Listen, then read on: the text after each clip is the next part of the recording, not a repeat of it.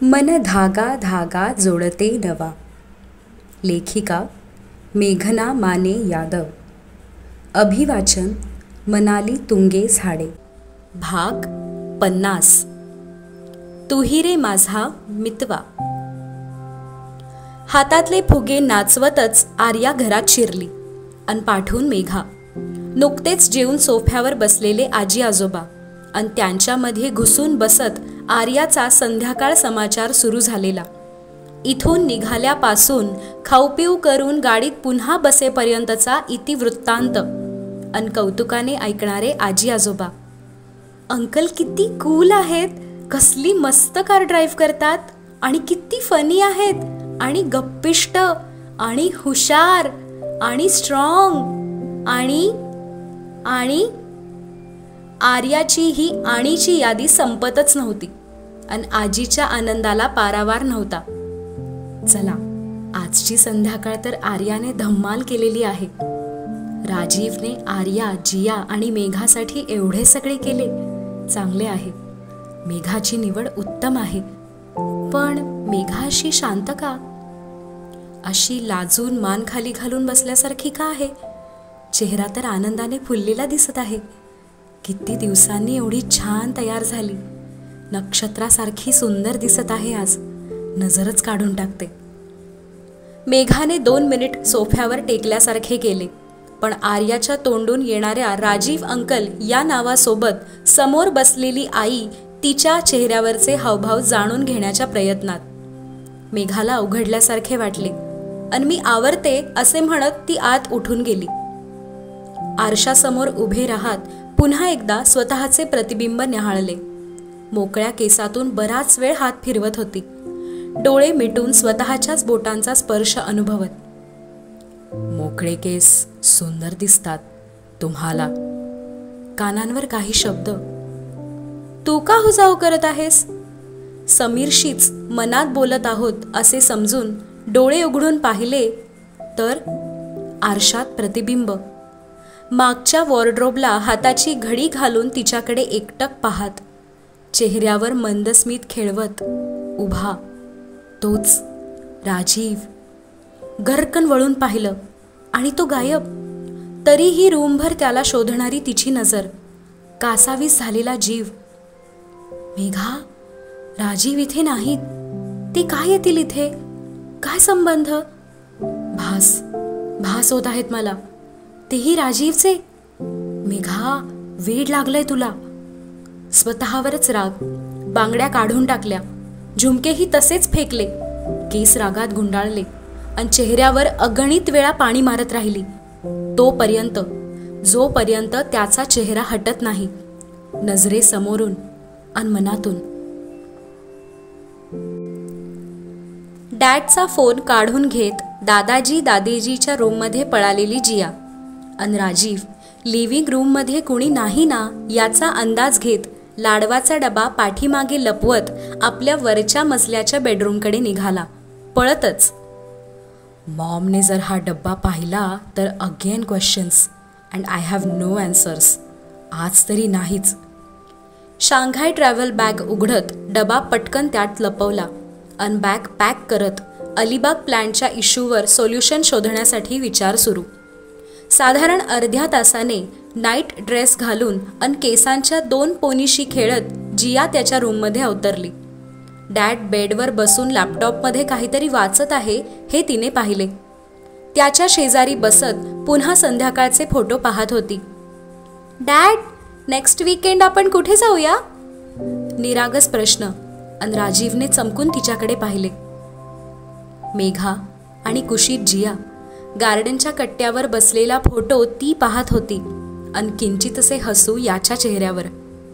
Sweetu, next वीकचे 6 दिवस आहेत ते ठरवायला. आरामात ठरव. You get ready for summer camp. ट्यूजडेला स्टार्ट होत आहे ना? त्याने मुद्दाम फोटो पाहून न पाहिल्यासारखे केले. पण आंटी येईल ना आपल्यासोबत? What if she says no? केविलवाणा आवाज अन राजीवने लॅपटॉप दूर करत तिला कुशीत घेतले. जर तुझ्या आंटीने नो म्हटले तर आपण दोघे जाऊ शकतो ना? का डॅड बरोबर तू येणारच नाही? आता सगळीकडे आंटीच हवी का? हां हां, तिला गुदगुल्या करत होत्या आणि ती नो नो म्हणत हसत होती. बदमाश जिया, आता डॅडपेक्षा आंटी महत्वाची झाली आहे. राजीव, तुम्हारा क्या होगा? गुदगुला थांबल्या. हसणे आवरत, नो डॅड, असे काही नाही, बट शी इज फन. आणि तुला पण तर आंटी. ती त्याच्याकडे एकटक पाहत होती. मला काय स्वीटू? त्याने भुवया उंचावल्या. Dad, what I want to say की तुला पण आंटीशी गप्पा करायला आवडतात ना? तिची मान उजवीकडून डावीकडे डोलत होती. स्वीटू, आम्ही एकत्र काम करतो, सो आमच्यात बरेच कॉमन टॉपिक्स आहेत बोलण्यासाठी, वर्क रिलेटेड. त्याने पुन्हा लॅपटॉप उचलून पायावर ठेवला आणि स्क्रीनवर लक्ष. हां, तेच ना डॅड. सो तुलाही असे आंटीसोबत वीकेंडला गप्पा करायला आवडतील ना? म्हणून मी म्हणाले की भेटू आपण. त्याचे दुर्लक्ष, जाणून बुजून. डॅड, मला आंटी खूप आवडली. तिला सोडून यावंसं वाटतच नव्हतं. ती इथेच जवळ राहत असती, आपली नेबर असती तर किती छान ना. मी रोज तिला भेटले असते. You are lucky, you meet her every day. स्वीटू, आय टोल्ड यू, रोज आमची भेट होत नाही. कडक आवाज. तेच ना, पण मला तिला रोज भेटायला आवडेल. किती गोड आहे ना ती, हो ना? हां हां, तिचा आनंदी चित्कार. व्हॉट? आंटी पण माझ्यासारखी गोड गोड स्वीट आंटी. मी असे काही म्हणालो नाही. अरे असे कसे? आत्ता यू सेड येस. जिया, रागीट स्वर. जिया पण माझ्याकडून वदवून घेत आहे. हा, आता मेघा आहे दिसायला गोड, स्वभावाने गोड, पण मग काय हिच्यासमोर ओरडून मान्य करू का? मग जायचं ना फिरायला? बघू. पुन्हा दुर्लक्ष. डॅड, तू ना आंटीशी फ्रेंडशिप कर. व्हॉट? हे काय आता स्वीटू? जिया पण ना, तिकडे मेघा म्हणत असते आपली फ्रेंडशिप सिक्रेट आहे आणि जिया सांगते फ्रेंडशिप कर. गॉड प्लीज सेव्ह मी. हा डॅड, फ्रेंडशिप म्हणजे मी आणि आर्या जसे फ्रेंड्स आहोत तसेच तू आणि आंटी पण फ्रेंड्स. मज्जा येईल ना? नो, मी असे काहीही करणार नाही. रुक्ष स्वर. Yes dad, you should ask aunty. Megha, will you be my friend? Jiya. रागवायचे होते त्याला, पण जियाची ॲक्टिंग बघून हसू आलेच. येस डॅड, आर्याने पण मला असेच विचारलेले. अँड सी, आता आम्ही किती बेस्ट फ्रेंड्स आहोत. डॅड प्लीज, माझ्या स्वीट स्वीट आंटीशी फ्रेंडशिप कर ना. Fine, but I am not doing that. Dad, मी विचारू आंटीला on behalf of you. Megha aunty, तू माझ्या डॅडसोबत फ्रेंडशिप कर ना. तिचा नवीन उपाय. जिया, इनफ. आणि तू असे काहीही करणार नाही, ओके? त्याच्या आकसलेल्या त्रासिक भुवया. मी तर करणार, आणि मी तिला सांगणार की ती ना गोड गोड आहे. बेडवरच उभी राहत तिने हलकेच 2 उड्या मारल्या. Sweetu, no, weight. डॅड आपल्या हाताला पकडेल हे जाणून बेडवरून टुणकन खाली उतरली आणि पळून गेली. वेट स्वीटू. तो पकडेपर्यंत ती पसार. आय होप जिया असे काही मेघाला सांगणार नाही. मेघा आंटी, माझा डॅड म्हणाला की तू गोड गोड आहेस. काही. जिया जास्तच मस्ती करू लागली आहे. सारखे मला त्रास देत असते मेघा आंटीचे नाव घेऊन. आपल्या बेडरूममध्ये शिरत तिने पुन्हा तिची डायरी उघडली आणि लिहू लागली. संध्याकाळ आणि मेघा आंटी. yippee, ये. आता नेक्स्ट वीकेंडचा प्लॅन मलाच करायला हवा, सो दॅट आम्हाला पुन्हा भेटता येईल. आज डॅड आणि आंटी दोघे गार्डनमध्ये बसून बोलताना किती छान वाटत होते. एका बाजूला आंटी, एका बाजूला डॅड, आणि दोघांच्या मधून सूर्य मावळताना दिसत होता. मी झोपाळ्यावर होते. वाटलं पटकन असं पेंटिंगच काढावं. आज डॅडने केवढा सारा वेळ आमच्याबरोबर घालवला. तो असे कधीच करत नाही. रेस्टॉरंटमध्येही त्याने स्वतःहून पाणीपुरी ऑर्डर केली आणि माझ्या आणि आर्यासोबत पाणीपुरी चिअर्स. डॅडला काय झालेले काय माहीत, पण आंटीने फक्त क्यूटसे हसत आमच्याकडे बघितले. आणि बिल पे करण्यासाठी दोघे आर्ग्यू करत होते. मी करणार, मी करणार. काय हे? पण डॅड जोरात बोलला, मिस जोशी इनफ, आत्ता मी पे करतो, नेक्स्ट टाइम तुम्ही. त्याचेही ठीक आहे, पण ओरडतो का माझ्या स्वीट आंटीवर? बिचारी शांतच बसली. परत असं ओरडला ना तर दादाजींनाच नाव सांगणार आहे. अशी चिडचिड केली तर आंटी येणारच नाही आमच्यासोबत. मग मी कशी भेटणार तिला? दादीजींना मी फोटो दाखवले. खुश झाले दोघे. दादीजी तर किती डिटेलमध्ये सगळं विचारते. बहुत प्यारी है तुम्हारी मेघा आंटी और आर्या, असं म्हणाली. तिला पण आवडली आंटी. आय होप दादीजी आता रिचा आंटीला पुन्हा कधीच घरी बोलवणार नाहीत.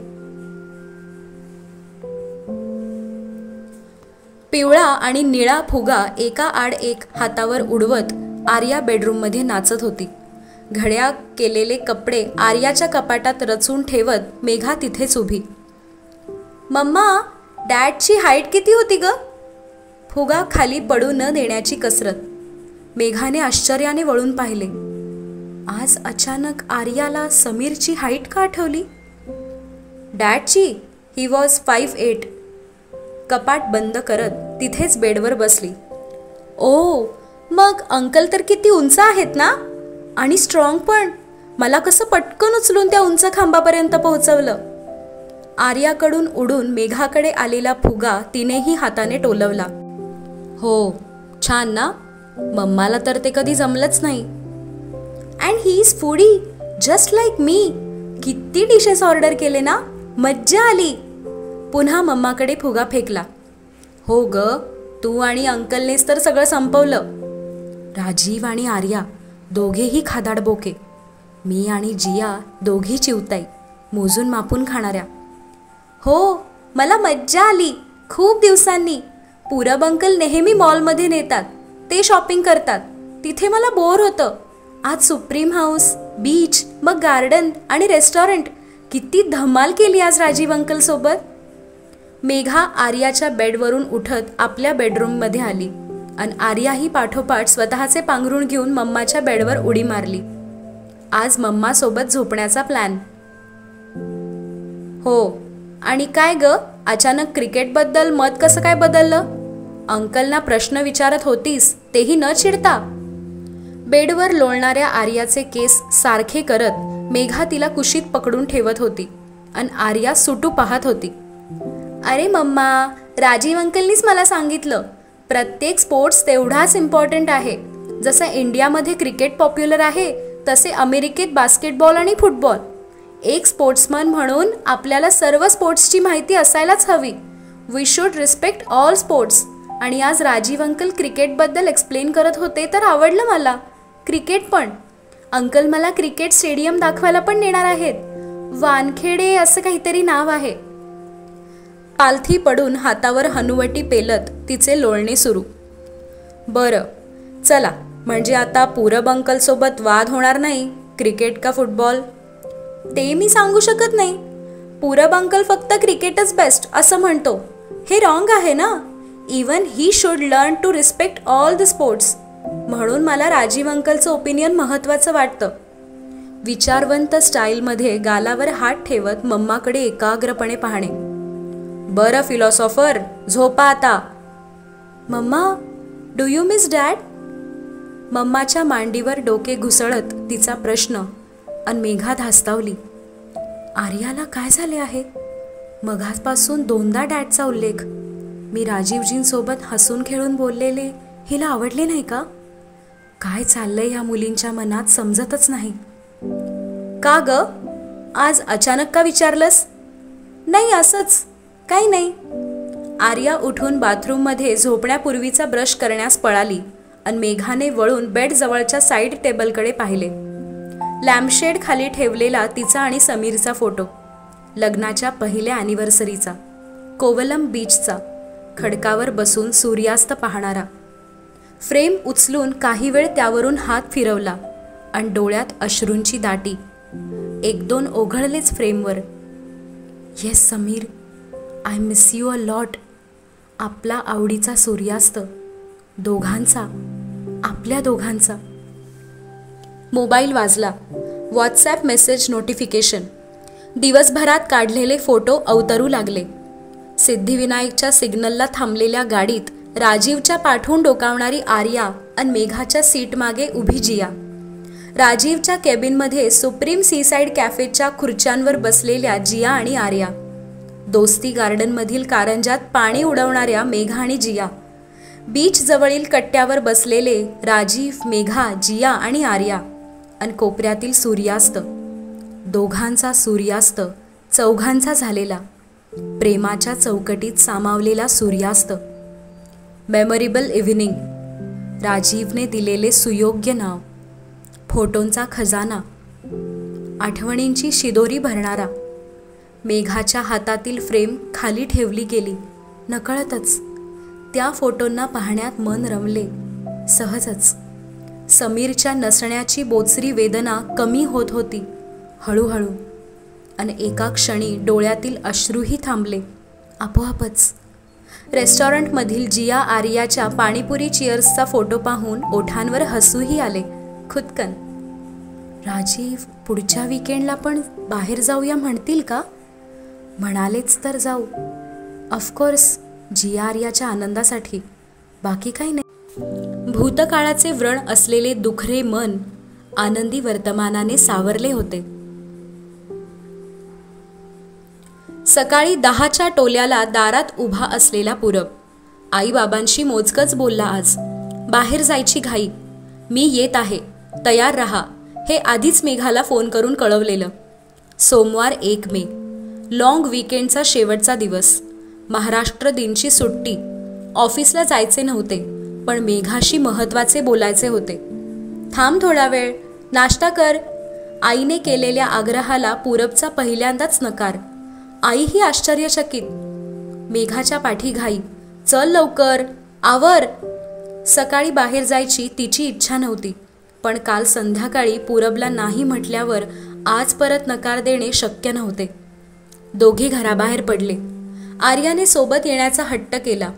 ऑफिसचे काम आहे, तुला पुन्हा घेऊन जाईन, पूरबने समजावले. पूरबला काय एवढे महत्त्वाचे बोलायचे आहे? थापाड्या म्हणे ऑफिसचे काम. बिचारी माझी आर्या हिरमुसली ना. पण नक्कीच असे काहीतरी असणार जे आर्यासमोर बोलायचे नाही. Rashmi, I hope so. पूरब नाही बोलला तर मी बोलणारच आहे. बास झाली आता लपवाछपवी, स्पष्ट बोलण्याची वेळ आलीच आहे. त्याची गाडी सिल्वर बीच कॅफे जुहू या समोर थांबली. 5 स्टार रेस्टॉरंट. आत शिरतानाच मेघाच्या चेहऱ्यावर नाखुशी. पूरब, अरे स्टार्स मॅटर करत नाही, फूड मॅटर्स. बसून बोलायचेच होते तर आमच्या गल्लीच्या कॉर्नरवरचे उडपी रेस्टॉरंटही चालले असते. पण याला कोण समजावणार? राजीवच. विचारानेच खुदकन हसली. कोपऱ्यातील काचे शेजारील टेबलवर पर्स ठेवत राजीवनं केलेल्या मेसेजचा रिप्लाय आला का ते पाहू लागली. राजीव, तुमच्या मेसेजनेच माझी सकाळ उजाडली. पहाटे 5ला लिव्हिंग फॉर अलिबाग. सुप्रीमचे योद्धा बाहुबली मेहरांची अलिबागकडे कूच. त्या पेट्रोकेमिकल प्लांटच्या कन्स्ट्रक्शनचा सोक्षमोक्ष लावल्याशिवाय राजीवना शांत बसवायचे नाही. माहीतच होतं. आय होप पोहोचले असतील आणि डिस्कशन नीट होईल. लोकल पॉलिटिक्स म्हटले की भीती वाटते. काहीतरी मागण्या असणारच. देवा, नीट लक्ष ठेव रे बाबा, आणि राजीवजींचा राग नियंत्रणात ठेव. तसा मीही मेसेज केलेला आहे, शांततेने डिस्कशन करा, चिडचिड नको. पण अजून काहीच उत्तर नाही.